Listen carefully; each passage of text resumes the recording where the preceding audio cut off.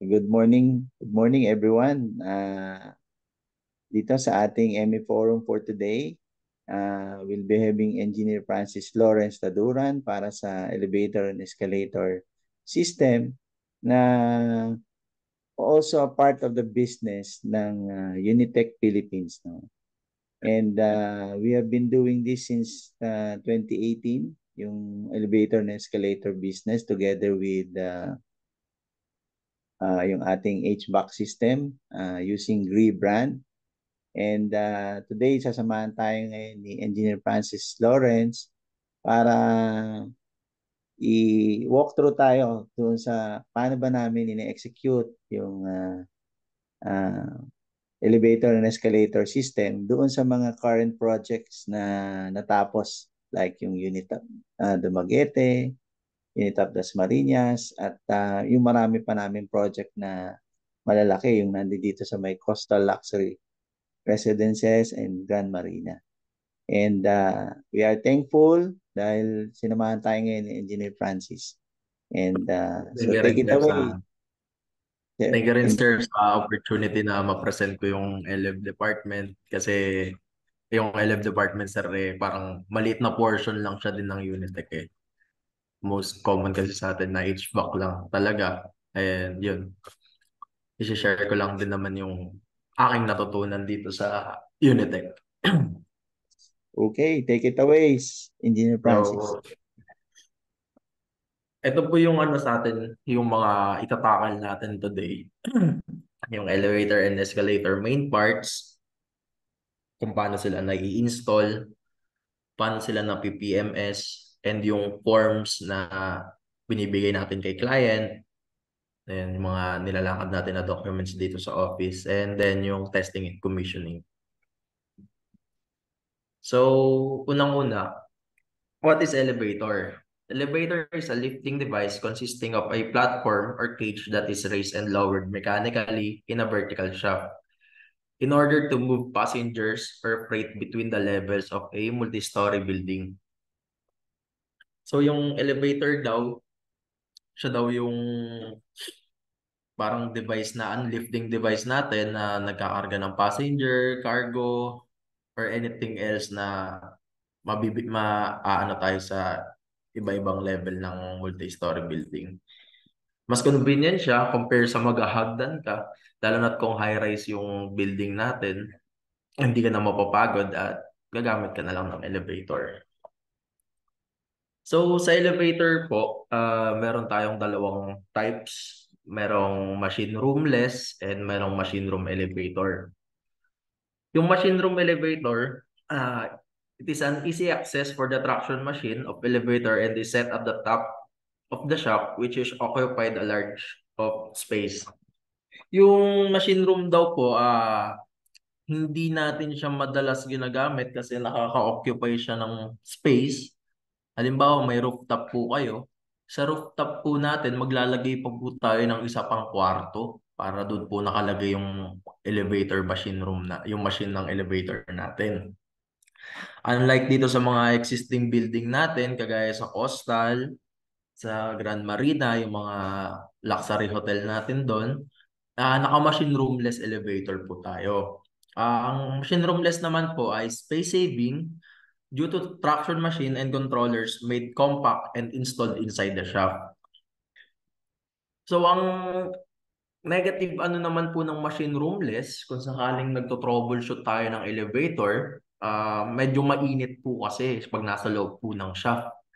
So ganun po yung technically po, tagaktak pawis po talaga pag nagto-troubleshoot tayo ng machine ng elevator. Unlike po pag may machine room, may sarili po siyang kwarto at easy access po talaga yung makina natin. Pag nag-PPMS, troubleshooting, or anything else na may papalitan po.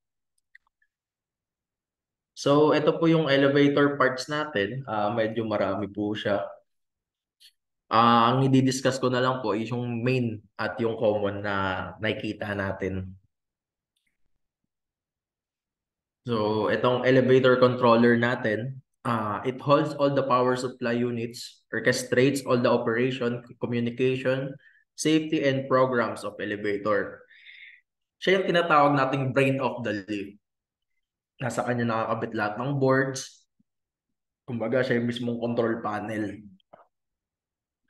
Then, ito pong traction machine, designed so that the cabs are usually pulled over a sheave, deeply grooved pulley that is turned by an electric motor by the steel ropes or flat steel belts having a counterweight at their ends. So ito po yung makina ng elevator.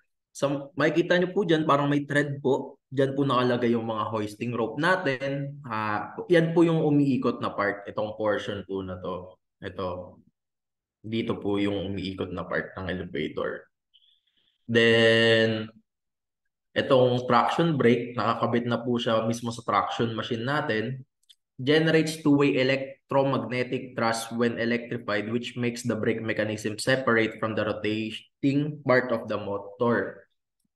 So itong traction brake, ang purpose po nito ay nagbe-preno po ng elevator natin. Halimbawa po, pag umaakyat na yung elevator natin, siya na po yung nag-engage po siya para doon na po sa designated level na yon. Lalo na may mga elevator tayo na 10 ms, 9 ms, masyado pong mabilis yung ano natin. Ayan po, siya po yung nagtitrigger para magpreno po nung elevator na magpreno po dun sa makina. Siya po yung nagpapa-slow down. So, encoder. Ensure safe operation of electric motor elevators including motor communication, speed control, car positioning, and door control. Yung encoder naman po, ang purpose naman ng encoder, siya po yung nagko-control ng speed ng elevator, ng position, ng door control. Tapos naka-connect po siya dito sa part din ng ano. Nakadikit po siya halos dito rin sa traction machine. Kumbaga siya po yung nagbabasa ng ano, speed ng traction machine natin. Mag-e-error po siya pag ano, lalabas po yan pag mag-e-error po yung encoder natin pag hindi po sila level. Pag nagloko po yung pag nagloloko po yung speed nung ano natin, elevator, siya po yung nag-operate, siya po yung nagko-control nun.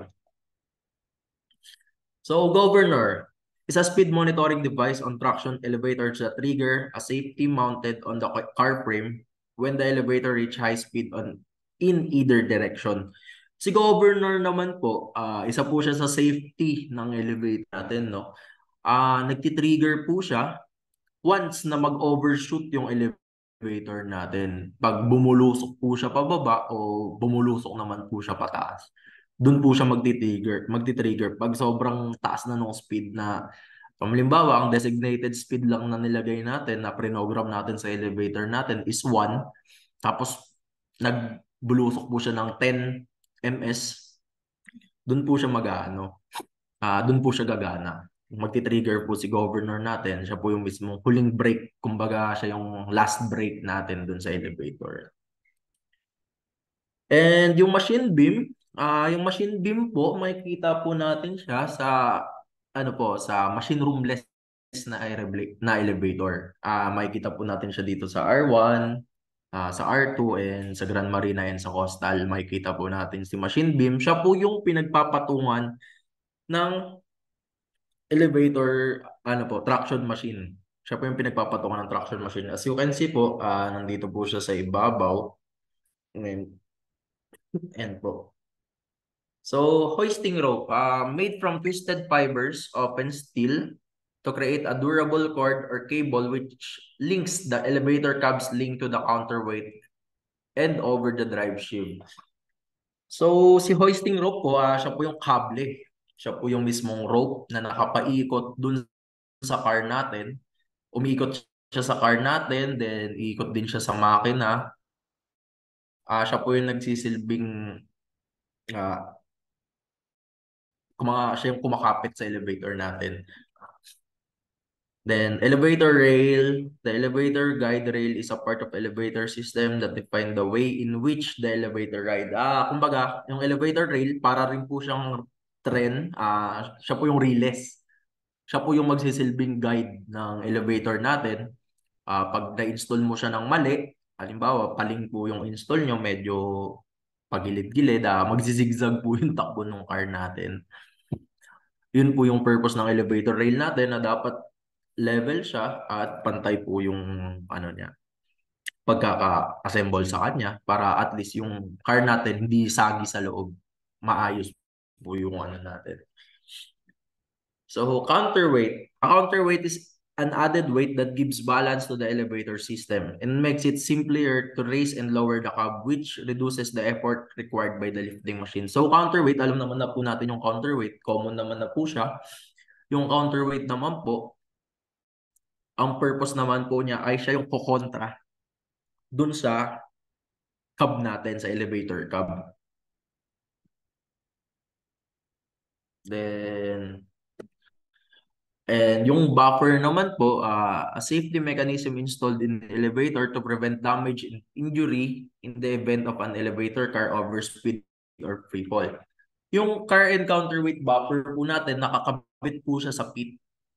Kumbaga siya yung parang coiled spring po yan eh.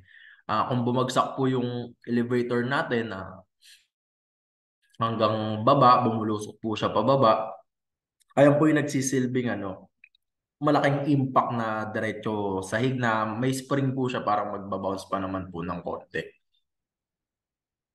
So, yung cabin, ito na po yung elevator car natin kung tawagin. Is a term used to describe the vertical walls and the ceiling which is sit on top of the lift platform and surrounds the user. So yung cabin po, yung nakikita natin, yun po yung sinasakyan natin mismo. Ang nasakay po tayo ng elevator. Andyan po sa loob yung controls niya. Kumbaga, ang tinatawag po natin dito ay COP. And ito na po yung pinto din. And po, yung cabin naman po, depende po yan kung anong gusto nating design, no? Sa hotel, sa mga office, gano'n. Depende po yan kung anong gusto nating design. Diyan po magvavaries din yung presyo ng elevator. Kung mahal po siya, dahil yung iba naka-panoramic, yung iba ordinaryong stainless lang. Yung sa P2 po natin dito, service elevator po natin siya kung tawagin. Kaya po siya merong mga kahoy sa gilid. Kasi po, pinagsasampahan po natin sila ng mga cargo o delivery natin. Usually normal siya sa mga building na kagaya ng ganitong office kasi naglalagay tayo ng mga nagsasakay tayo ng mga cargo o anything na mabibigat na kasi nakaka-damage po siya dyan sa cabin pag hindi po natin dyan nilagay dinaan yun yung mga tray, yung mga pulley. So, installation of elevators. Ito po yung pagkasunod-sunod pag nag-i-install tayo ng elevator. Yan. So, ayan po. Installation of scaffolding. During nung nasa Dumaguete po kami, medyo mababa lang naman po yung ilang floors lang naman po yun, apat na palapag lang naman po yun. Wala na po kaming nagamit na scaffold dahil ginagamit po siya sa project nung time na yon. Kaya ang ginawa na lang po namin is yung mga nakalagay po doon na aluminum na tawag dito, I-beam, parang I-beam din siya, para aluminum style siya. Yun po yung pinagtutungan namin nung time na yon kasi medyo hindi naman high-rise and meron naman kaming suot-suot na harness. Hindi siya advisable kung high-rise siya, kailangan mo talaga maglagay ng scaffolding. Dapat bago ka mag-install ng elevator, kung high-rise po yung building, dapat naka-request na po kayo na dapat meron kayong scaffolding para doon. So, templating po. Yung templating naman po, nakabase po siya sa plano, no? Sa plano ng elevator. Yung templating na yan, ginawa po namin yan, itong mga angle bar na po. Design po siya para magpantay yung mga relays natin, kung saan nakalagay yung relays, yung buffer, kung ano yung mismong dimension ng unit natin. Nasa drawing po kasi yan. Yan po ang ginagawa natin. Yung nasa drawing, ina-apply po natin dito sa shop natin para ma-level po natin o ma-accurate natin kung saan nakalagay yung elevator rails natin. So, bracket setting. Ang bracket setting naman po, yun po yung sunod na gagawin kasi na maglalagay tayo ng bracket para ma-install na habang ini-install na po natin yung elevator rail. Yung bracket po, per floor din may mga nakalagay dyan. Kung ilang meters yung haba ng rail natin, per floor po natin siya nilalagyan para nagsisilbing siya po yung holder ng relays natin. Ayan, yan. Habang nakakabit na po yung relays natin, ina-align na po natin siya na dapat straight at hindi bali-bali ko para hindi sumasayaw yung elevator natin. So, sa installation, sunod na natin inaano yung entrance seal setting. Yung entrance seal, ito po yun. Ayan po. Nilalagay na po natin yung entrance seal. From per floor po rin yan. Then, jump setting. Ito pong jump yung itong nasa labas.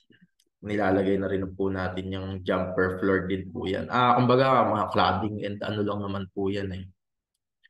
Then, uy, sinong kumontrol?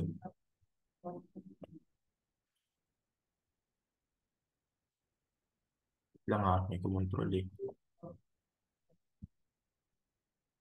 Hindi ko na magalaw. Gumagalaw naman dito, Franz. Sir, Nakikita. ano po sa akin, naka-hacker case po eh. Okay. So, ayan po, yung hanger case setting po natin. Yung hanger case naman po, ang purpose naman po niyan, siya po yung control na magbubukas sara ng elevator from per floor po natin. Siya po yung nakakabit dito sa walls ng building. And ang mamaya papakita ko sa inyo yung kung ano yung katapat niyan. So, ayan po yung sa Dumaguete. Ang mahirap lang naman po kasi sa installation ng elevator is yung howling. Kung tutusin, howling lang po talaga. Kagaya po niyan, naglagay po kami ng chain block mismo sa taas. Then, ihahawl na po yan, ano natin, traction machine beam natin. Yan po, medyo sobrang bigat lang po talaga niyan. Yan, habang nakaset na po siya, tsaka na po natin ililift yung traction machine. Yung traction machine natin, 3 tons lang naman po yung bigat eh. Pero yan, mabigat po siya. And yun, pagod-pagod ka talaga sa pag-chain block niyan pataas. So, ano, naglalag na. Sir, naglalag po.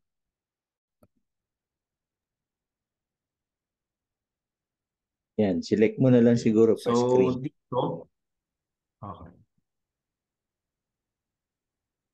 So, dito po is yung elevator car safety. Nilalagay na po natin yung mga safety devices ng elevator natin. Halimbawa, yung mga, ang tawag dito, yung mga sensors. Ayan, mga sensors po per floor. Nilalagay na po natin yan. Yung safety, tawag dito.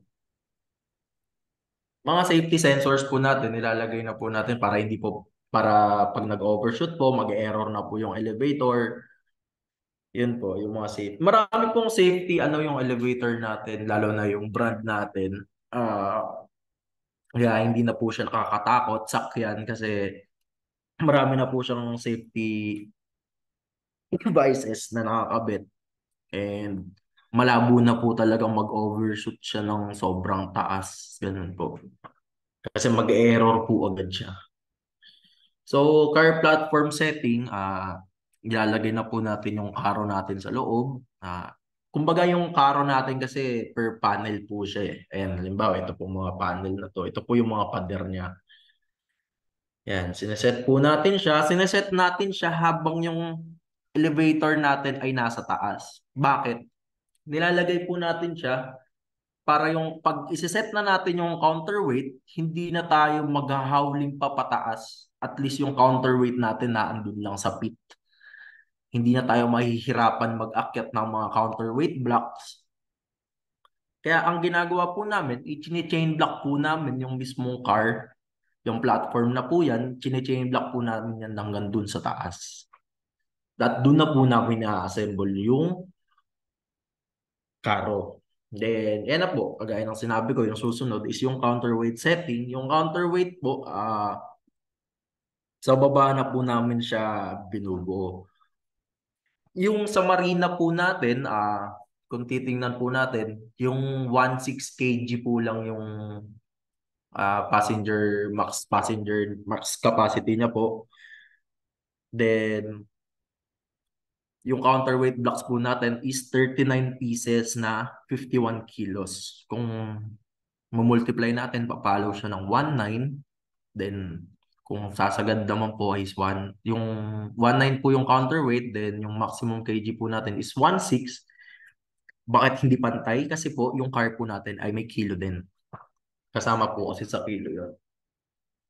Then, ayan po, yung buffer na sineset na po natin yung buffer sa counterweight, sa karo natin. Ayan po yung buffer natin. May spring po yan. Itong picture na nakuha ako is wala lang spring. Pero may spring po yan. So, ayan na po, i-set na natin yung hoisting rope.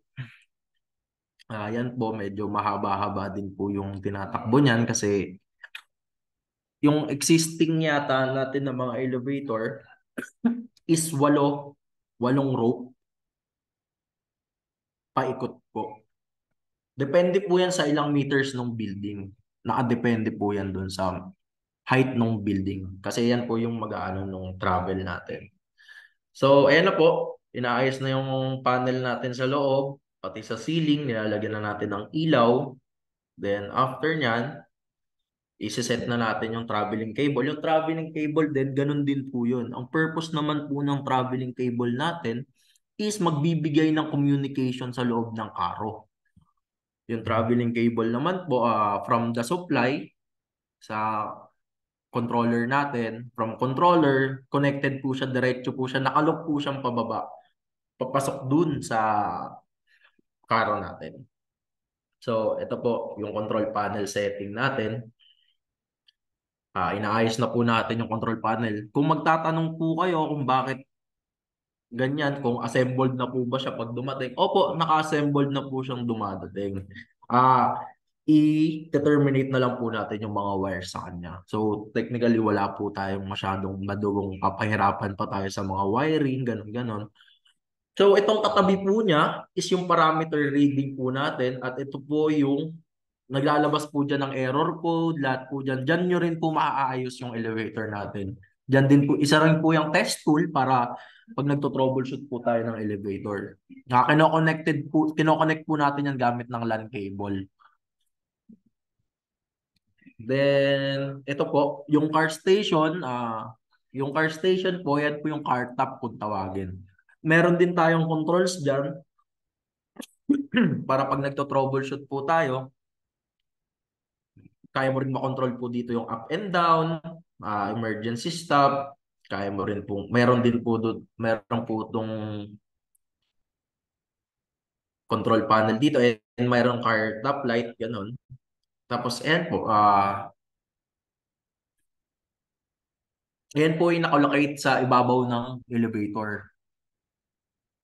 Then, yan, naglalagay na tayo ng barricade. Ito po, yung barricade na to, kailangan po talaga yan para po hindi kayo mahulog yung mga gumagawa ng elevator natin, hindi po mahulog. At chinecheck po yan ng OBO, ng Office of Building Officials, kung meron kayong naka-install talaga na barricade. Kasi for safety na rin po ng mga technician natin gagawa. So, yung kaninang sinasabi ko, ayan naman po yung katapat nun. Yung sa hanger case, ito naman po yung kabilang tapat nun. Yung pinto naman na po ito, pinto naman po ito ng car. Kumbaga, may pinto din tayo dyan sa per floor, may pinto rin tayo sa car. Magtatama po sila para po bumukas yung elevator natin. So, ayan po, ito na po yung dulo. Maglalagay na po tayo ng lantern. Ayan po yung, kumbaga, ito po yung lantern natin kung tawagin o hall call button. Diyan po tayo magko-call para makapasok po ng elevator. Itong picture na po to, ito po yung sa Dumaguete. Ayan po yung freight elevator na na-install natin doon. So, load testing, sa testing and commissioning naman na siya papasok. naglo-load test tayo ng elevator, depends kung ilan yung capacity ng elevator. Halimbawa, 3,000 kg yung elevator natin, dapat makapag-total tayo ng blocks na 3,000. Kasi iti-trigger po natin yung kanyang maximum capacity po, para po lumabas yung yung over capacity na po o overload na po yung elevator. Yun po, tinetest po natin yun kasi required po talaga yun. Kasi mamaya, sobra-sobra na pala yung pasahero sa loob and hindi pa natin natitrigger yung overload capacity niya. Yun, delikado po yun. So, ito naman po ay yung elevator preventive maintenance natin. Kumbaga, ito yung PMS na ginagawa natin quarterly, monthly, depende po sa contract ng kliyente natin. So, unang-una, ang ginagawa po natin is checking of auto and manual switch and control emergency stop. Checking of RST and UVW, voltage and cleaning of control panel. Yan po, as you can see naman sa picture kung ano yung ginagawa nila. Then, next po, yung hanger case, yung interlock, contact and entrance seal, lahat po yan nililinis natin kasi hindi naman po siya, may mga controls po kasi na naandyan and syempre maalikabok na po, kailangan po natin alisin yung alikabok para hindi po malus yung contact ng mga interlock, iba-ibang boards natin na naandyan. So break time po nila na ito, 9 a.m. Tapos, next po yung rail bracket and door motor cleaning naman po. Ngayon, ito po yung sinabi ko yung sa tapat niya. Ayan, nililinis din po yan. And may mga supply po dyan na live po, kaya checking bridge contact yan. Tine-check din po yan. May mga live po dyan na nakaka-ground. Sensor po kasi yun eh. So, refilling of rail and counterweight oil pan. Ito po yung oil pan, no? Yung pinaglalagyan ng pinaglalagyan ng langis natin. Na nakakabit po siya sa cabin natin, sa ibabaw ng cabin din sa counterweight po para po maano niya yung release natin para po iwas po sa gasgas ng release natin sa friction ng ano po. Then lunchtime, tapos cleaning ng car top and checking of car top station wiring po. Ayan po. Nililinis po natin yung car top. And as you can see, dito po yan sa Coastal. Ayan, medyo madumi po yan. First time po kasi niya nalinis nung time na yan eh. Ay, sa Grand Marina po pala to. Ayan, then checking off traction machine wire. Ayan po, yung sinabi ko kagaya kanina na medyo madugo nga po pag naka-machine roomless ka kasi kailangan mo pang pumasok dito sa shop at mainit po talaga sobra. Unlike pag naka-machine room ka po. So, break time. Break time ng 3 p.m. and checking of all safety switch. Ayan po, yung mga safety switches natin, lahat po, chine-check po din nila. Ayan, monthly, quarterly, and para po iwas tayo sa accident. At kung sakali naman po, magtataka kayo kung may magloko po dyan. Kung may magloko naman po dyan is mag-trouble agad yung elevator natin. Mag-error. May lalabas na error code po doon. Kaya pag lumabas na po yung error code na yun, hindi na po gagana yung elevator unless ma-find out po natin kung nasa na po siya. Saan po na-allocate yung safety switch na yun. Lahat po yung tinetesting natin. Gagana lang po siya manually pag ima-manual po natin. So, ayan po, cleaning ng elevator pit. Ayan, yung elevator pit natin sa Coastal, Grand Marina, kahit dito sa R1, R2. So, dito naman po tayo sa escalator, no? Escalator escalator or moving walk is a moving staircase used as transportation between floors or level in subways, mall, buildings, and other mass pedestrian area. So, yan po yung escalator parts. natin na medyo madami din, pero ang mga common lang naman po yung pinaka-importante dyan. Yung iba kasi dyan for safety devices na po. Isa sa common, yung lagi nating nakikita sa escalator, yung handrails. Provides a handhold for passengers while they are riding the escalator. The handrail is pulled along its own track by a chain that is connected to the main drive gear by a series of pulley, keeping it at the same speed as the steps. Yung handrail po yan, umiikot po yan, same po yan sa speeds ng steps natin. Rubber handrail po siya. Nagko-connecta po sila magkabilaan, pinagdidikit po sila. Then, escalator step tread. Yan po yung escalator step natin. Tread is the part of the escalator step that people step on while riding the escalator. Meron po tayong nakikitang ano dito, o yung brush, ano, pag nasakay tayo ng escalator. Yung brush po na yon, ang purpose po nun, hindi po siya panlinis ng sapatos. Ang purpose po nun is a warning sign na hindi mo pwedeng idikit yung paa mo dito sa gilid kasi syempre, maaaring mag-cause ng injury kasi syempre gagasgas po. Yun. Ang purpose po nun is para ma-prevent po yung pagdikit ng paa natin dito sa mismong gilid ng escalator. So, ayan po yung machine niya. Electric motor located inside the truss at the top of side of the escalator. Located po siya dito sa ibabaw, no? Dito po siya located. So, ito po yung sa Dumaguete project. Ang pinakamadugo lang naman po na installation ng escalator natin is yung howling. Gaya ganyan po. Nangyari po kasi noon, syempre, ang expected po namin nung sa Dumaguete project. Sabi po kasi din ni Sir Manuel, i-share ko din po yung kung paano ko na lutas o paano ko nabigyan ng paraan, nagawa ng paraan yung paggawa sa Dumaguete project kahit na ang daming humaharang sa amin, kagaya ng GenCon, hindi kami pinapagamit ng crane nila, hindi kami nakakagamit ng ibang mobile ano nila. Nung mobile, kahit mobile crane, hindi kami nakagamit. So, ang way ko nun na nagawang diskarte is, ayan po, ginamit natin yung mismong boom truck natin and nag-rent na lang po kami ng backhoe. Yung backhoe po, ang nagsilbing purpose po nun is tagahatak po palabas nung mga escalator sa loob ng container van. Ang expected po kasi namin noon na mangyayari is on the spot po pagdating po ng container van, mapapasok na po namin agad sa loob ng mall. Pero hindi po ganun yung nangyari, gawa ng nagkakaharangan nga po dun sa harap dahil gusto nila sila din yung unang matapos, sila din yung unang makagawa. Hanggang sa, ayun, ginawa na lang namin ng paraan kasi yun, umabot na rin sa away, ganun-ganun, nagsusumbong na sila, nagsusumbong na sila mismo sa management natin, ganun, sa reruns. And ginawa ko na lang din po ng way para po hindi na lumala or para matapos na rin namin, ma-accomplish namin yung project.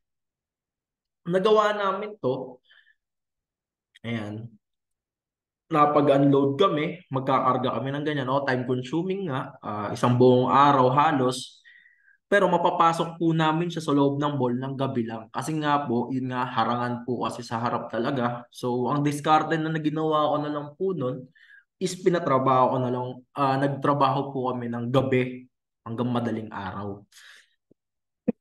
Mapag-unload po namin yung escalator sa loob ng mall. Ngayon po, pinapasok po natin siya sa loob ng mall noong time na yan. Yung mga isang ganyan po, yung isang panel na po na to, tutumbas po siya ng 4 tons. Depende pa po sa size kasi may mas mahaba pa po dyan yung mga walkulator na binuo natin. Ayan po, pinapasok na sa mall. Then yan, tulong-tulong na po kami para malagay po namin. Kasi yung escalator po natin, ina-assemble po kasi muna siya, binubuo natin siya sa baba. Then pag nabuo na natin siya sa baba, tsaka natin siya ililift pataas doon sa designated area niya kung saan po siya dapat nakalagay. Kumbaga dyan, ina-assemble na namin sa baba yan. Kagaya po niyan, ina-assemble na po namin siya. Then, gagamit po kami ng dolly roller. Yung dolly roller naman po, ang purpose naman nun is ito, yung yellow na to, para madali lang namin maitulak yung escalator. Ayan, kagaya po niyan, ito, escalator po to, na naka-chain blocks po. Marami po kaming chain blocks na nagamit and maraming manpower din na nagamit. Kumbaga, nag-hire din kami ng local. So yan, lifting na po. Gaya ng sinasabi ko, ililift po ninyo sa designated area. Siyempre, mauuna yung naandun sa pinakataas. Kasi dalawang palapag po niyan, naka-escalator pati walkalator din. Mauna po yung nasa taas. Then yan, assembled na po sila. Buo na po sila. Tapos yan, maglalagay na po tayo ng mga pulley group, ganyan. Ang salamin.